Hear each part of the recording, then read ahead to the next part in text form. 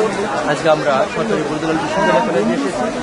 আপনারা দেখছেন যে পয়লা বৈশাখের আমি যে সরকারি বরিদোলা বিশ্ববিদ্যালয় কলেজ বাঙালির যে ঐতিহ্যটা ধরে রাখছে, আপনারা অনেকটাই চলে গেছেন, সেগুলো দেখছেন আপনারা।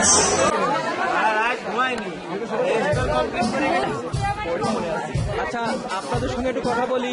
আমি সাংবাদিক আমিন শাহ, বিএনপি মিডিয়া সেন্টার। আপনারা যে এখানে নীল চিরকুট নাম ধারণ করে আপনারা এখানে কিছু ভালো ভালো বইয়ের কালেকশন দেখছি। আপনি আপনার নামটাকে বলবেন? আপনি কি করেন? পড়াশোনা এবং বাড়ি কোথায়? হ্যাঁ, বাড়ি কোথায় আপনার? ফুলবাড়িকে। আপনাদের এই স্টলটা দেওয়ার উদ্দেশ্য এবং নীল চিরকুট নামকরণ করার এটা কারণটা কি? নীল চিরকুট বইয়ের সাথে তো অবশ্যই আমরা যে যত বই পড়ে এসছি এতদিন, হুমায়ুন আহমেদের যতগুলো বই পড়ছি, তো সেইভাবে নীল চিরকুটটা একটা নাম এর আগে আমরা বিবেচনা করে রাখছিলাম, তো সেইভাবে দেওয়ার। ধন্যবাদ। পরিসংখ্যান বিভাগে আসছি।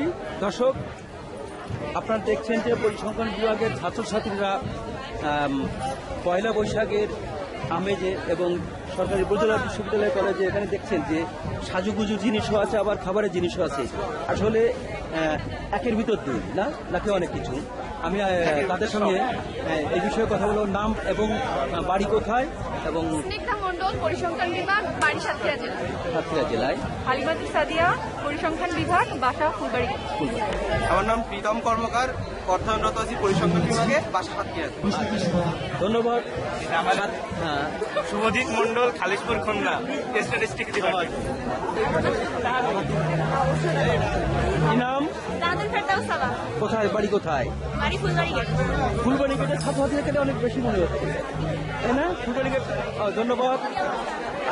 কেমন লাগছে আজকে? বাড়ি কোথায়? কি নাম? কি পড়া হয়? রেলিগে। আমার বাসা হচ্ছে ধন্যবাদ।